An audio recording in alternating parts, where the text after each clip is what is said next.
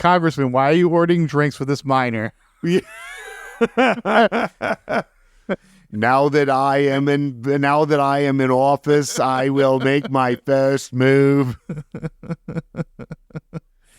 And so that's Just immediately becomes like a Kennedy creeper the second he wins the election. Hi there, Blondie.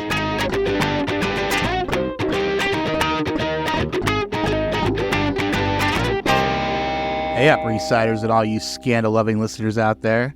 You just tuned into the Non-Judging Breakfast Pod, where the coffee is strong, the waffles are fresh, and the gossip is hotter than ever. My name is Leif, and I'm your seasoned Gossip Girl veteran. And I'm Steve. I'm the newbie, the greenhorn, I don't know, Leif, what are we calling me now in season 3? I don't know, but I need a friend stat. Oh, I'm your friend. Please. I'm not friends with staff. So here's the deal, folks. Leif has been watching Gossip Girl since it first started, and I'm diving in for the first time. And together, we're your dynamic duo, bringing you all the drama, romance, and sometimes questionable fashion choices of this iconic 2007 series.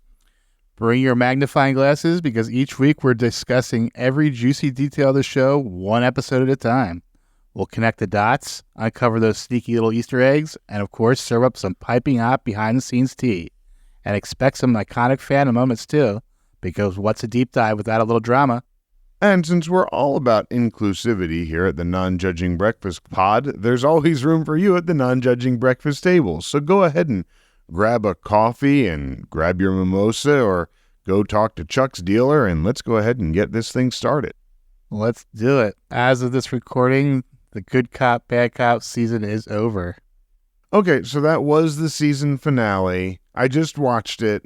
For one, an 8-episode season on a network I thought was interesting. Is CW doing that regularly? I think everyone's doing that now at this point. Yeah, I guess so. It just felt like... It's funny, a couple of days ago we talked before the show about how you're off.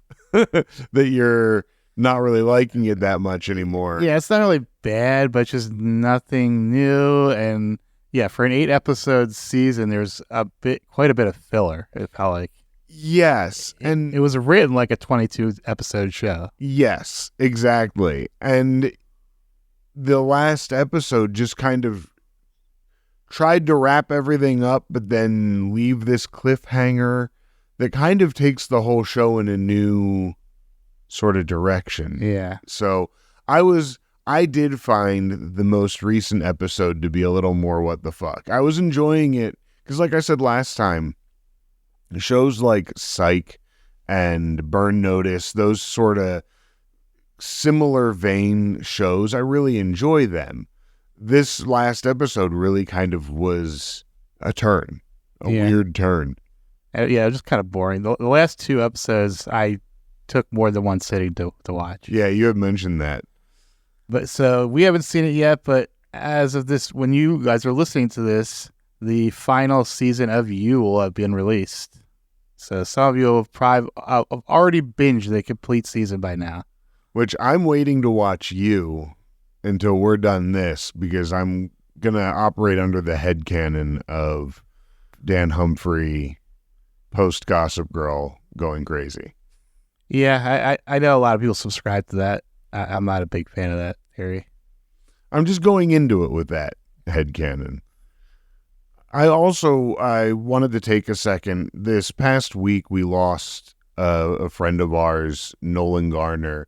He plays in the band. He played in the band Turtle Ridge for a while, a really good friend of ours. And we just really wanted to make mention and give our moment of memorial to Nolan. Super sad. Died in a parachuting accident. Definitely sad, and definitely thoughts out to his family. Yes, and his family and his friends. One thing that I always say about him is that I didn't know the guy super well. I knew him more through these friends of mine. But anytime you would talk to Nolan, he would treat you like you're his best friend. Yeah, he was the nicest guy in the world. Yeah.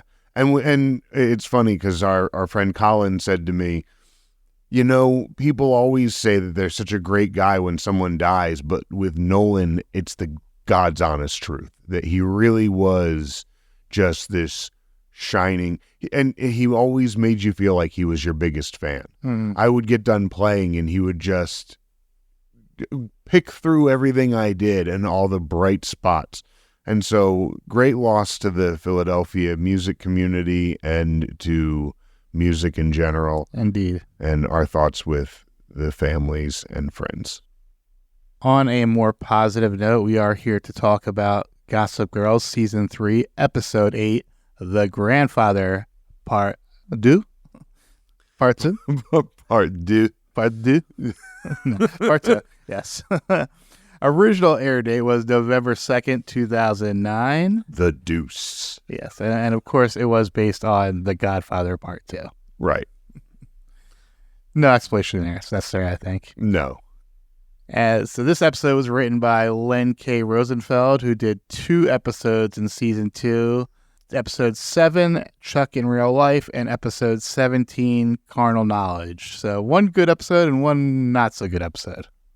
Which one was the not-so-good one? The Carnal Knowledge? Yeah, that was right in the middle of the Miss Carr plotline. Yeah, right. Yes, yes. And Chuck in Real Life. Not the good episode where we got Blair and Dan fighting in the carriage. Right, yeah. It was the first episode. It was not good at all. Right. Yes, when she first gets fired. But then Chuck in Real Life was the episode where Dan and Chuck go out on their little play date. Yes, the Charlie Trout dinner. Yes. This episode was directed by Mark Pisnarski's back again, pilot maker. The last episode he directed, this is the second episode of Season 3 already. He did a 304 Dan DeFlorette. Okay. All right. It was fine. Why don't you give us that Vulture recap? All right, let's go. Serena and Blair are at each other's throats in a way they haven't been since the first season. Why? We don't actually remember, but that's fine. Whatever it is was a red herring. The hatred these two feel for one another is so passionate it nearly resembles love, as evidenced by the way Serena spontaneously pushes Blair face first into a cake, and the powerful shot at the end wherein Blair comes out of the hotel for no other reason than to make meaningful eye contact with Serena before turning on her heel and storming away in a gesture that's meant to signify how far they've grown apart. Their other friends are growing and changing too. Nate has become cold and politically calculating, but not so cold and calculating that he pushes Vanessa into the Hudson River when she threatens to thwart his cousin's campaign for Congress. Chuck, oddly, has developed into a compassionate, bridge-building adult, and Dan Humphrey has come to enjoy dating a rich, famous person, although, other than that, he's still pretty much an awkward dork. Poor bathroom boy. Yeah, poor bathroom boy. We'll get to that. I have thoughts. Let's go ahead and get into it then. Act 1 begins with a little montage and a Gossip Girl monologue. In Manhattan, some parties are VIP only. Others are strictly private. But some parties are political. And those lines are drawn by the most established of establishment. And once those lines are drawn, they can never be crossed. I felt like the Gossip Girl monologue was... Sometimes it happens and sometimes it doesn't. This was one of those forced ones where it's like, but some parties are political. Yeah. We've got to fit That's this in. Ticket. You know, like the political ticket? Like the political one. So, we get the opening montage of happy couples sleeping in and Blair snapping at bellboys. We start the episode with Serena having a phone conversation with Casey. Serena needs to get Patrick into the Vanderbilt party or else she's fired. At this point, Casey's one redeeming quality is she hasn't fucked any of these teenagers yet. Facts. It's funny because Casey threatens to fire people like the Dread Pirate Roberts. Like, good work, Serena. Sleep well. I'll probably fire you in the morning. Yes. Dan and Olivia wake up in the dorm room. I smell trouble brewing because Olivia clearly doesn't want Dan to see her interview on Kimmel. As Dan is walking to the bathroom to brush his teeth, a random student refers to a confused Dan as bathroom boy. Fallon, you got your jimmies backwards in the write-up. Oh, what did I? Oh, yeah. Yep, I said Kimmel, didn't I? Yeah. It's Fallon. But they're the same thing. They're not too different.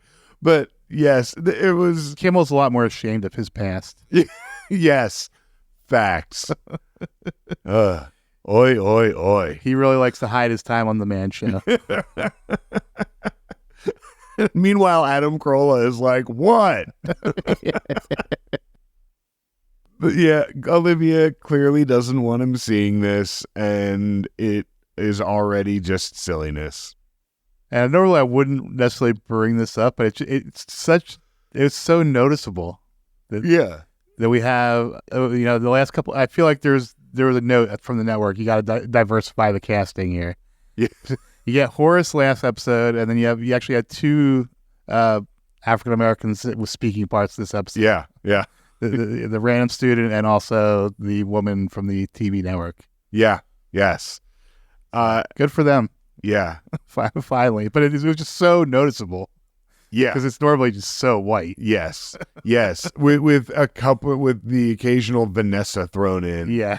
It's like, maybe. Looks like the Vanderbilt Victory Party will be the first hosted in the ballroom of the Empire Hotel. Chuck is meeting with Nate, the grandfather, Tripp, and Maureen to discuss the details. It looks like Vanessa is parlaying her connections with Nate to get some great footage of Tripp's campaign. However, thanks to Serena blowing up their plans to defraud the Buckleys, Tripp is an extreme long shot to win. Oh, Vanessa is in this episode. At the beginning when Dan and Olivia are in bed and they're like, wow, well, we keep getting the room to ourselves. Vanessa's never around because she's doing this thing with Tripp. And I was like, sweet, no Vanessa for another episode. And then, no. Damn. They teased us. She is here. Well, I doubt she does anything to ruin anything. I don't blame her. I don't blame her. Yeah. This is not a Vanessa did the wrong thing. Serena comes to the dorm to deliver a DVD of the Fallon interview. Before the two women can reveal to us what was said in the interview, Dan gets back from the bathroom and points out the awkward and incestuous nature of the three of them standing and talking together. And again, the terrible lies. Serena, what are you doing here? Oh, she came over to tell us how much she likes this guy. That I used to date. She came down to NYU from the Upper East Side just to tell us that she likes my ex-boyfriend a lot. Yeah. Well, Serena is the new Vanessa. Yes. Also, I hate going backwards, but I meant to bring this up with the previous scene. The look that grandfather gives to Nate when he basically is like, I don't know if he is going to win. And he gives Nate this knowing look. But Nate doesn't know stuff. I just feel like throwing knowing looks at Nate is a really confusing thing. Yeah. Nate gives a look back of like, oh, I'm nodding too, Grandpa. Yes, I will eat lunch today. There is gas in the car. As she's leaving the dorm, Serena bumps into Blair. The two trade barbs, and as Serena leaves, Blair tells Amalia she needs to find some friends before the party tonight. Yeah, these two butting heads and being on the outs again.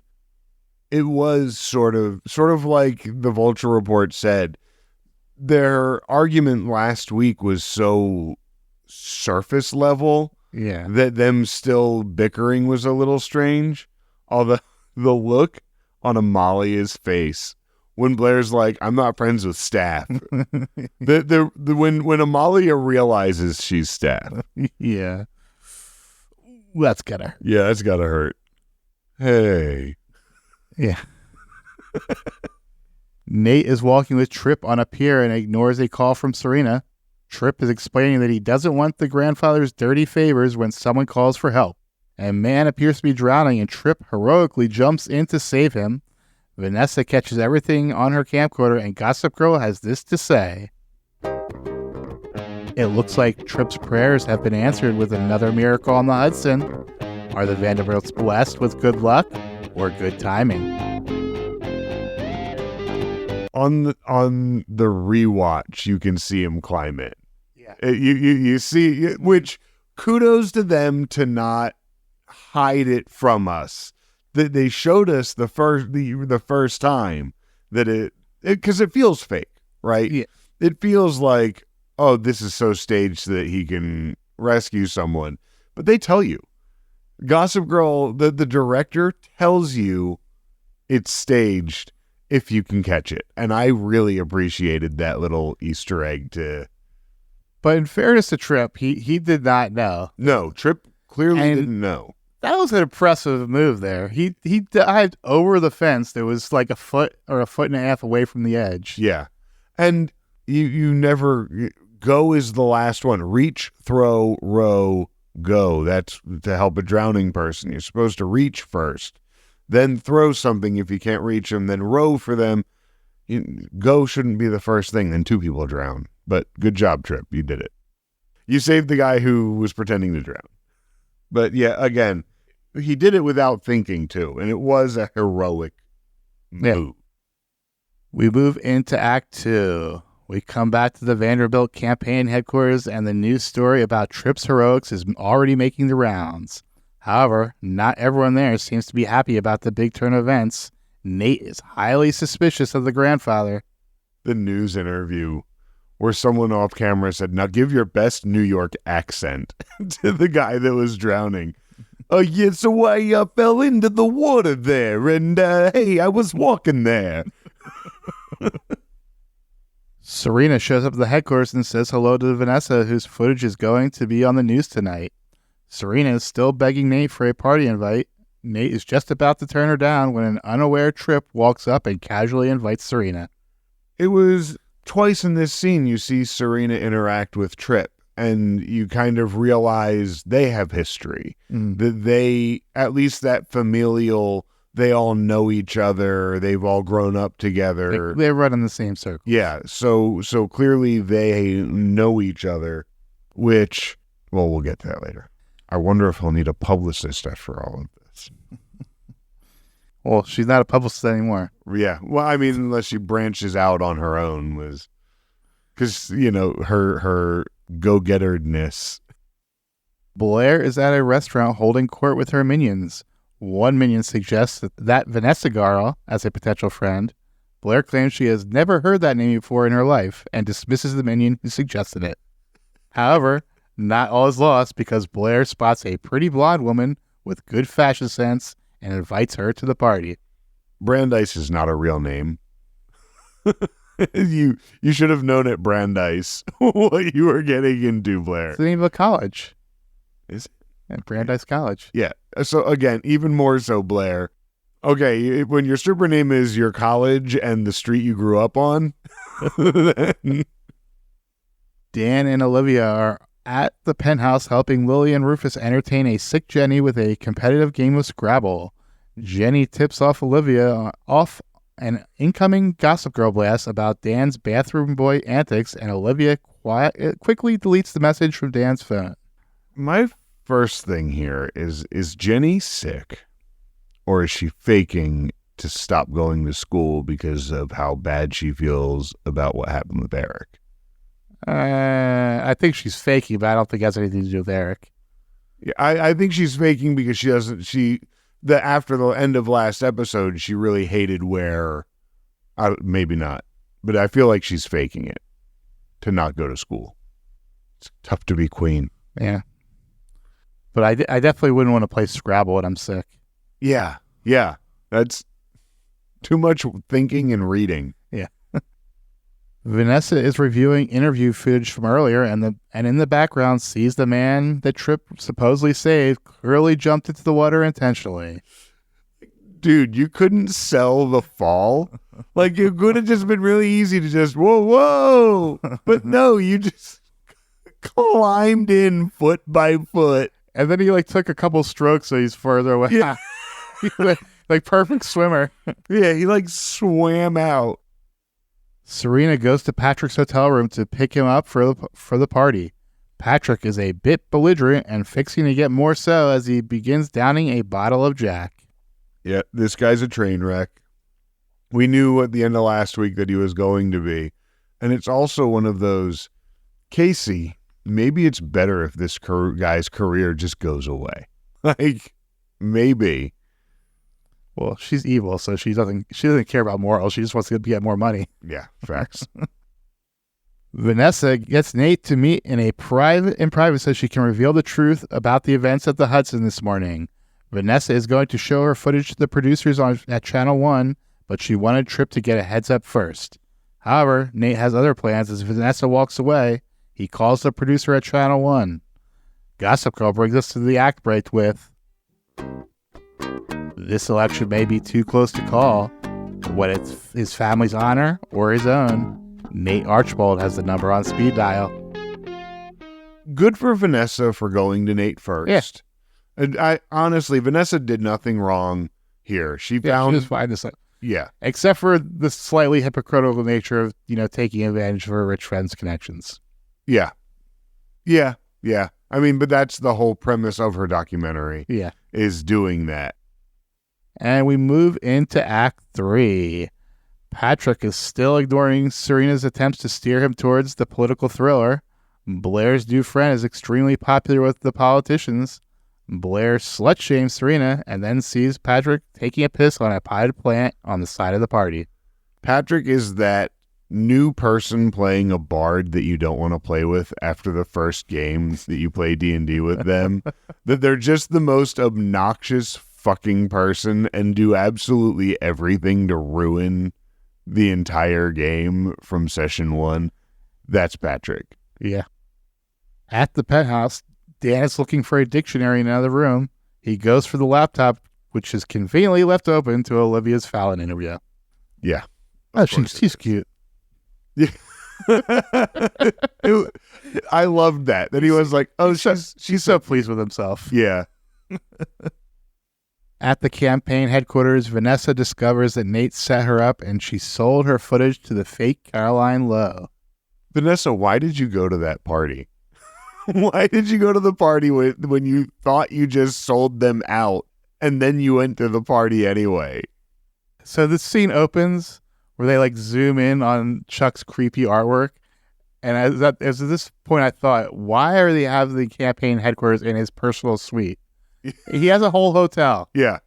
That is funny because they've done that before. Remember when Serena had to stay in his penthouse instead of any number of rooms. Dan awkwardly exits family board game night. Jenny and Olivia quickly realize the jig is up and Rufus is an adorable doofus. This is how I want to see you use Lily and Rufus now. Yeah, that was perfect. This is a perfect way to use Lily and Rufus. Let them just be the parents and let them just... And of course, Lily knew so it was up right immediately. Oh, yeah. Oh, yeah, of course. Takes Rufus 5 hours to figure it out. Yeah. Yeah. Blair finds Serena and tells her that she did what she had to in order to protect Chuck and Nate. She had Patrick escorted back to his suite for being a drunk ass. Blair also reveals she knows that Patrick is just Serena's fake boyfriend for work. Shots fired at Paula Abdul, too. She's more hammered than Paula Abdul during Hollywood Week. Damn. I mean, you're not wrong, but shots fired. We finally get the story behind Bathroom Boy as Jenny and Olivia rewatch the video. All in all, pretty tame story. Olivia leaves an apology voicemail for Dan. Yeah, not that deep. She's freaking out over this thing where his shirt was on inside out. Cute. It's a cute story. You're freaking out. It's not like he shit himself. Serena finds Patrick passed out in his room and splashes him with liquid to wake him up.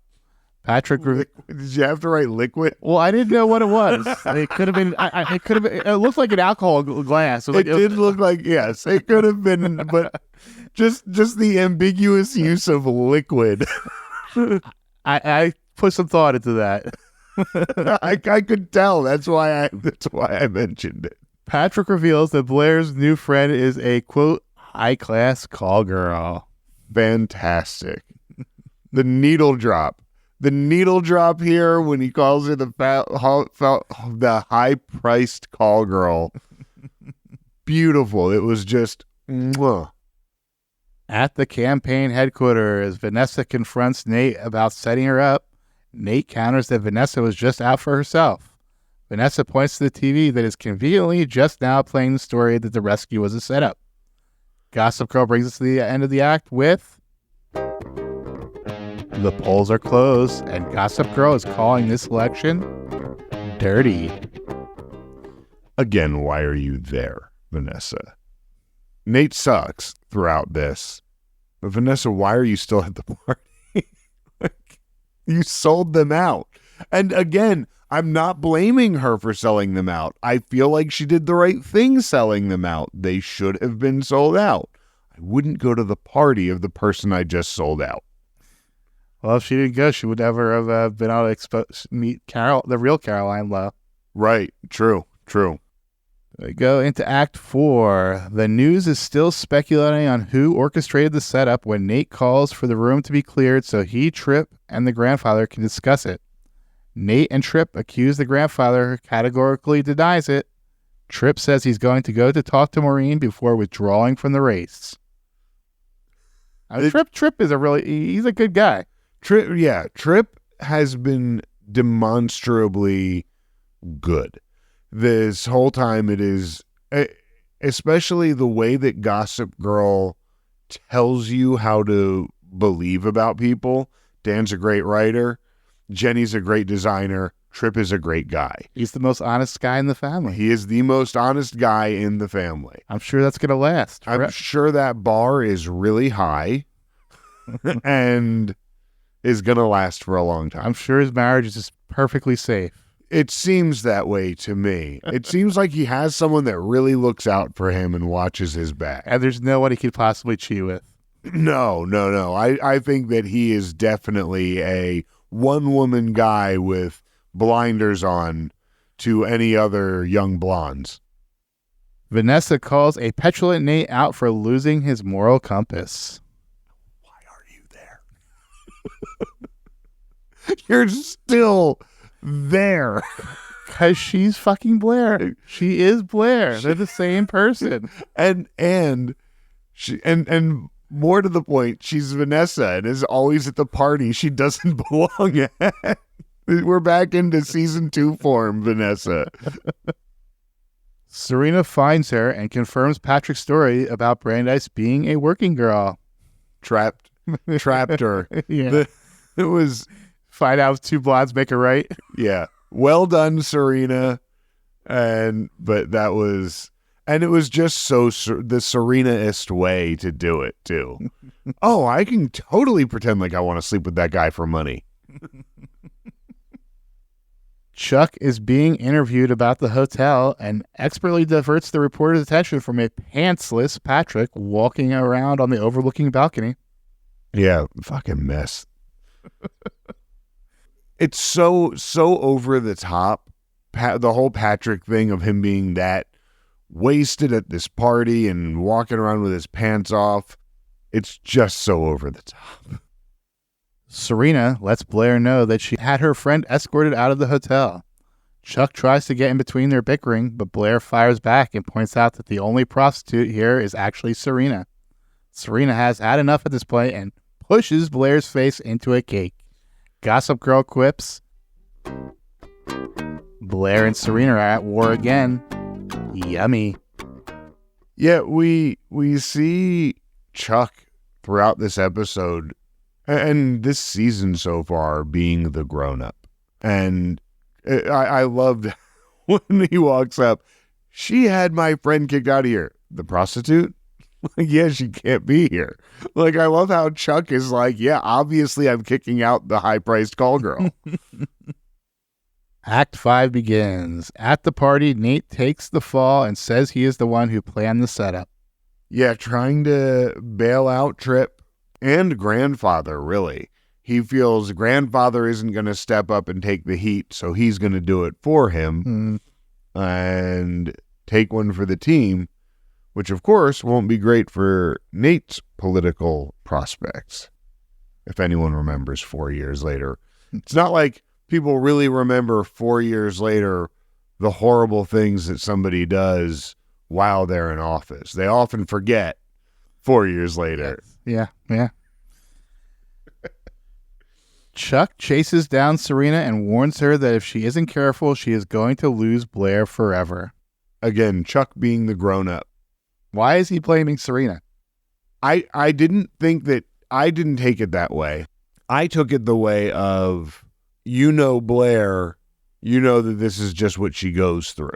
I didn't really feel like he was blaming her. But he's putting on her to make it right. Yes. And I feel like he was putting it on her because Blair isn't going to. Which I'm not saying that's the right thing either. Maybe they just shouldn't be friends. Maybe they just shouldn't be friends. Too bad Blair's in love with her. Olivia goes to the loft to apologize to Dan. However, Dan apologizes and reveals he wasn't mad about the story, which wasn't exactly true. He just came home to set up a last-minute 1 month anniversary date. Sweet. Yeah. It was cute. The resolution to this whole thing was cute, but it was also a kind of a dumb storyline. Yeah. In general. It's just because unlike like Jenny and Eric, they can't go an episode without having Dan with a storyline. Yeah. He's too high on the call sheet. Yeah. And they have to keep this relationship going, and they're not shaking it up quite yet. It's nice that Hilary Duff got this much time on the show, too. I mean, yeah, a lot of the extra relationships are usually around 3 episodes. Maybe 4 in some cases, I think. Like, I think Aaron had 4, maybe. But it's often around 3. Feels like 50, but felt like 50. No, I'm talking about the number of episodes, not his age. Tripp thanks Nate for taking the fall, and it appears it worked. In another timely news broadcast, it's announced that Tripp has won his bid for a congressional seat. Nate congratulates Tripp and tells him he's the only honest one in the family. What a jinx. Good old Nate. Good old Nate. Just be the best representative that district has ever seen, Tripp. Serena offers Blair the olive branch of a towel to clean her face. However, Blair calls her out for drifting while everyone else is building a future. Blair declares the friendship over and walks away. Gossip Girl closes the act with, "Who would have thought the S&P's friendship had a term limit? Sorry, ladies, party's over." Blair isn't wrong, but she's also lying to herself about herself. She's right that Serena is kind of in this weird spiral thing, but so's Blair. Blair doesn't have any friends. No. Blair thinks she has one friend who is using her to get clients. So we move into the epilogue. Blair apologizes to Brandeis for Serena trying to get her kicked out. However, Brandeis admits that she is, in fact, a prostitute. Blair is grossed out at first, but then seems to come around to the idea of having her as a friend. Her mixed reactions throughout this, when she's horrified and she goes, "Well, yeah, are you even a student? Well, yeah, this is how I pay for college in Couture." And Blair's like, "Huh?" I'll have to talk to my people about it. Yeah, I'll talk to my people about it. Maybe we can still shop together? She's like, "Sure, but I need to go work now." Yeah. And then that's when Blair really realizes she's been played. Serena finally realizes that what Blair said, while mean, was ultimately correct. She stuffs a handsy Patrick into a limo with a resignation letter written on his pocket square. Blair and Serena stare longingly at each other from across the street. Power move to quit that way. Yeah. I first time I watched, I thought she wrote it on his shirt, which I thought would have been even cooler. Like right across the shirt, get in the car, take him to her house. But now Serena is jobless and homeless because she was living at Blair's. Oh, yeah, she was. Yeah. I'll see. Maybe she get a good job as an intern. Yeah. For her politician. Yeah. Maureen and the grandfather are having a private drink, and Maureen reveals she is the evil genius that planned everything. So Robin called the wife doing it way early in the episode when Vanessa was I think it was when Vanessa confronted Nate. Robin had I wonder if the wife did it. And when Nate and Tripp are having the conversation and Tripp wins and they're just having a casual conversation and you see the wife step into the shot at the end, that's when I turned to her and I said, you're right. That shot in the previous scene with them, that's red the confirmation. Dress, the red dress. Yeah. And then here she sits down with the grandfather and fucking power move. Power. Yeah. And how, all that time you thought that blah, blah, blah. Honestly, I didn't think of you much at all. Yeah, like he skipped the beat for a second, but then he was right back on. Yeah. Like I can manage. Now that I know what I'm dealing with, I can handle this. I didn't think of much of you at all, darling. Chuck comes back to his suite and finds Blair. Chuck comforts and cuddles with Blair. The only person she has. Yeah. The only person she has in this world. Hang on to him, Blair. Hang on to him. Because you need him a lot more than he needs you right now. Vanessa is looking at her name being attached to the news story about Tripp. Gossip Girl begins her end of episode monologue. Sometimes it's hard to see the lines we've drawn until we cross them. She just look at their name in the print on the website. Did she smile? I forget. Yeah, she does. Yeah. Does feel good, Vanessa. Dan and Olivia are watching Olivia's second appearance on Fallon. Olivia made Fallon apologize to Dan, and Gossip Girl continues. That's when we rely on the ones we love to pull us back and give us something to hold on to. Yeah, that was cute too. Like, why are you so worried about this, Olivia? Chill. Like, I hate when they write the tension just for tension when there doesn't need to. Have her say something that was actually insulting. Well, it wasn't even her. Jimmy Fallon was the one insulting. Yeah. Called him like a creep or something. Yeah, the red flags. Yeah. Check, please. Yeah. We transition to Chuck and Blair asleep and spooning. Aw. And in the final scene of the episode, Tripp finds Serena sitting alone at the bar. The two flirt and order more drinks. Gossip Girl opines. Then there are clearly marked lines. The ones that if you dare cross, you may never find your way back. XO, XO, Gossip Girl. And Serena's licking a martini glass. Fantastic. Congressman, why are you ordering drinks for this minor? Now that I am in office, I will make my first move. And so the just immediately becomes like a Kennedy creeper the second he wins the election. Hi there, Blondie. So the full end of the episode is sometimes it's hard to see the lines we've drawn until we cross them. That's when we rely on the ones we love to pull us back and give us something to hold on to. Then there are clearly marked lines, the ones that if you dare cross, you may never find your way back. XO, XO, Gossip Girl. And that is our episode.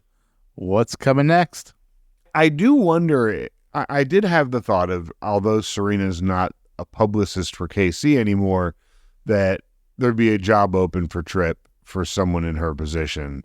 I do believe there's something going on with her and Tripp that's set up pretty obviously. I Wonder what that then leaves for Tripp's wife. I forget her name. Maureen. I forget where that leaves. I don't know where that leaves Maureen.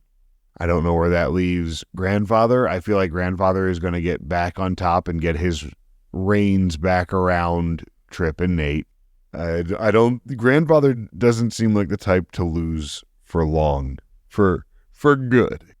I foresee some tension coming. There's got to be some real tension with Dan and Olivia eventually, unless she's just going to be around for a while. I don't see how that's really sustainable. Or maybe I really like Hilary Duff.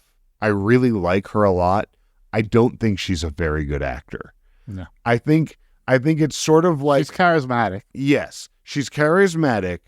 I think it's sort of how I feel about Eliza Dushku. Eliza Dushku is Faith and played Faith and that's... They got that Riz. Yeah, but like, I don't think she's a good actor. And I don't think that Hilary Duff is a really good actor. I think that she plays a cute girlfriend for Dan on the show, but I have a hard time often seeing her not as just Lizzie McGuire. Well, she's basically playing a version of herself. Yeah, she really is. And I guess I'm also, because she had that How I Met Your Father show where she also kind of played this character. And I just feel like she does just kind of play herself. And I feel like she is one of those actors who has the luxury of doing that because she was a successful child star who isn't a complete train wreck child star, who has grown into now having a, I would say, successful career as an adult. You know, she's working, and I don't think that she's someone that needs to be a good actor to get work. No. So let's go ahead and do you have any more predictions? Anything on Chuck and Blair? Mostly it's more and more evident that Blair needs Chuck, and Chuck doesn't need Blair. Chuck loves Blair, I believe that, and Chuck likes this, but I also feel that we often see Chuck getting tired with the high school shit. Yeah. So I think that is going to start boiling over more. That Blair... Or could Chuck... He's been pretty healthy this season. He's been a grown-up. Like, he has been... Can that last? Could something come and shake that up? And then maybe he does need Blair.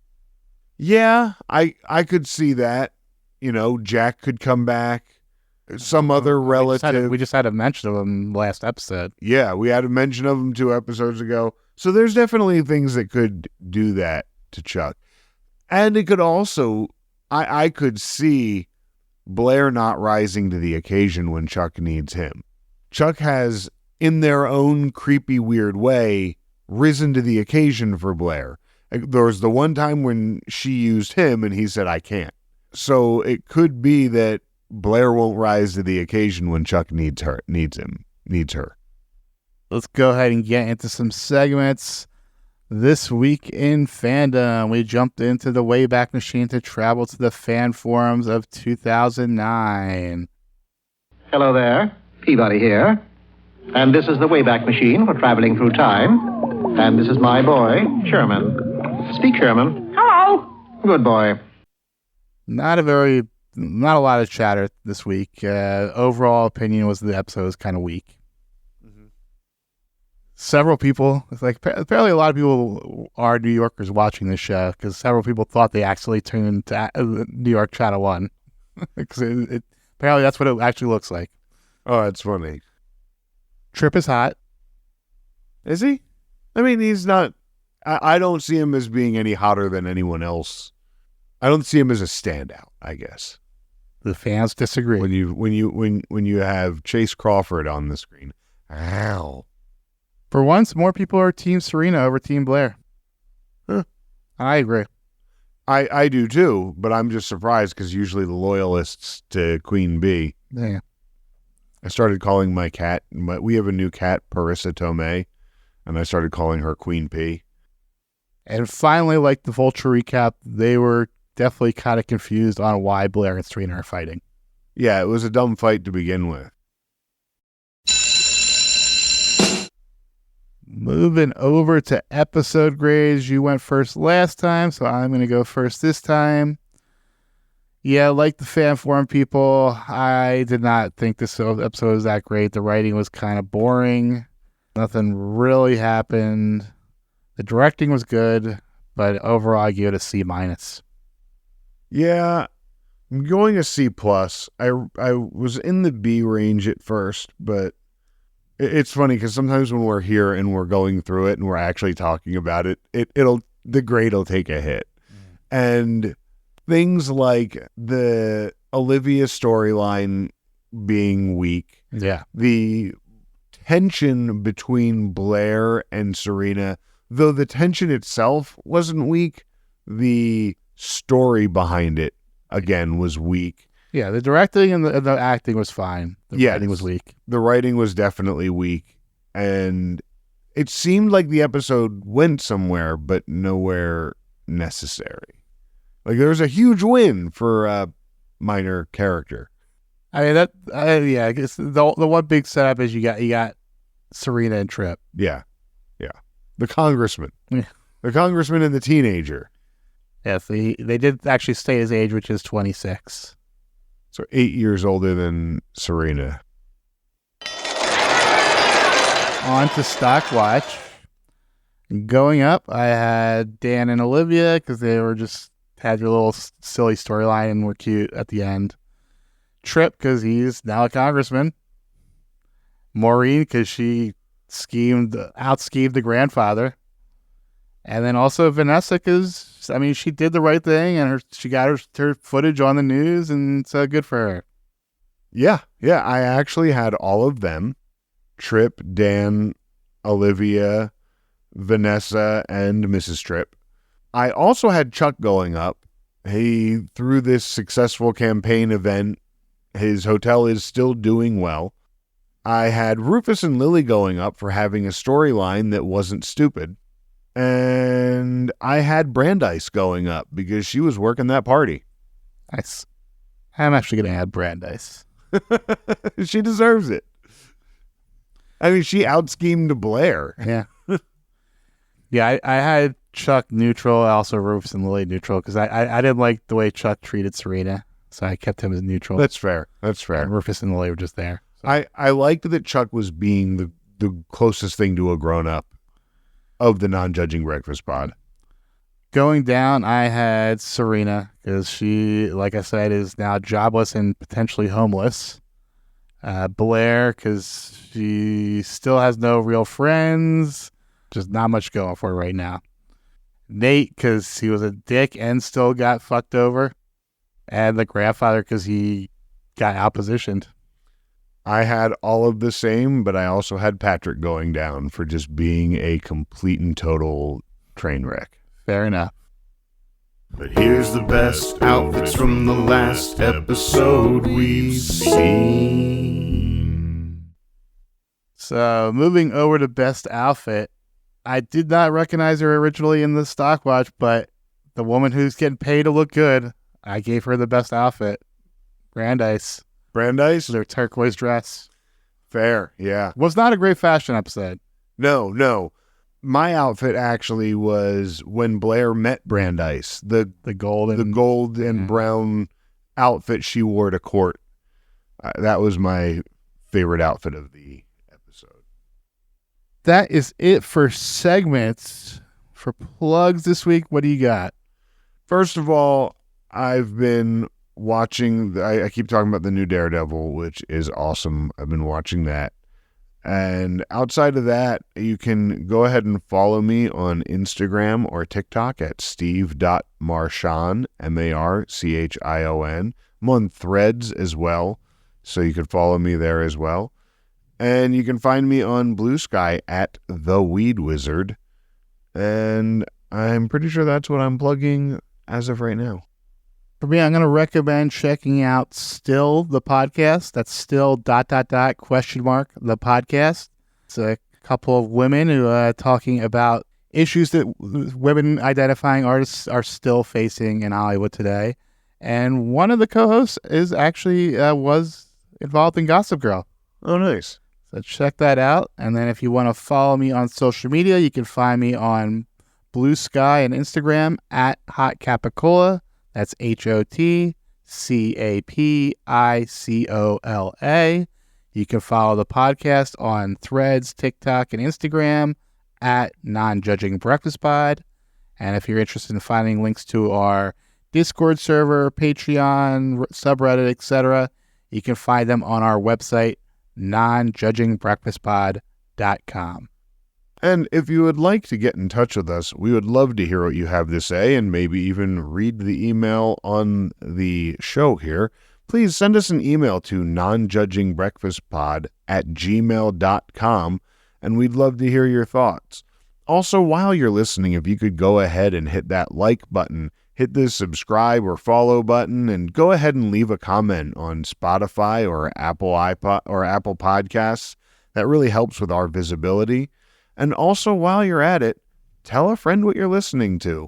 Make us your water cooler talk and get other people to share in the Non-Judging Breakfast Pod fun. For sure.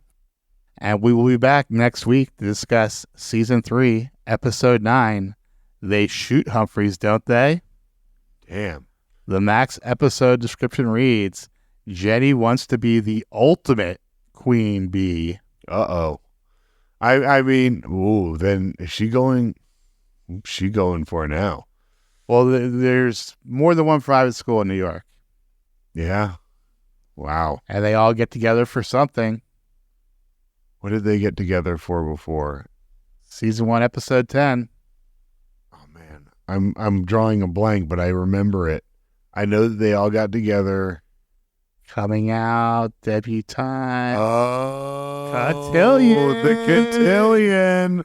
Oh. It's funny because I wouldn't think of Jenny. I would imagine her always wanting to, but not really thinking she'd have the chance. But she's a bass now. And she's a junior. Yeah, she's a junior, and she's got that bass cash. So, yeah. Also, our next episode will be recorded on my favorite holiday. No, not Easter. It is 420. But until next time, you know you love us. XOXO. Every time you walk away, run away, you take a piece of me with you there. Every time you walk away, run away, you take a piece of me with you there. Every time you walk away, run away, you take a piece of me with you there. Oh, it seems I'm walking right to your door. My heart's still resting, looking for something more. Are you ever gonna see everything you mean to me? I'm trying really hard to believe. Every time you walk away, run away, you take a piece of me with you there. Every time you walk away, run away, you take a piece of me with you there. Every time you walk away, run away, you take a piece of me with you there. Never feels right when I'm out here on my own. I left last night and it feels like way too long. Are you ever gonna see everything you mean to me? I'm trying really hard to believe. Every time you walk away, run away, you take a piece of me with you there. Every time you walk away, run away, you take a piece of me with you there. Every time you walk away, run away, you take a piece of me with you there. Come back to me. Smile and you'll make my life complete. Every time you walk away or run away, you take a piece of me with you there. Every time you walk away or run away, you take a piece of me with you there. Every time you walk away or run away, you take a piece of me with you there. Every time you walk away or run away, you take a piece of me with you there. Every time you walk away or run away, you take a piece of me with you there. Every time you walk away or run away, you take a piece of me with you there. Every time you walk away or take a piece of me with you there. Every time you walk away or run away, you take a piece of me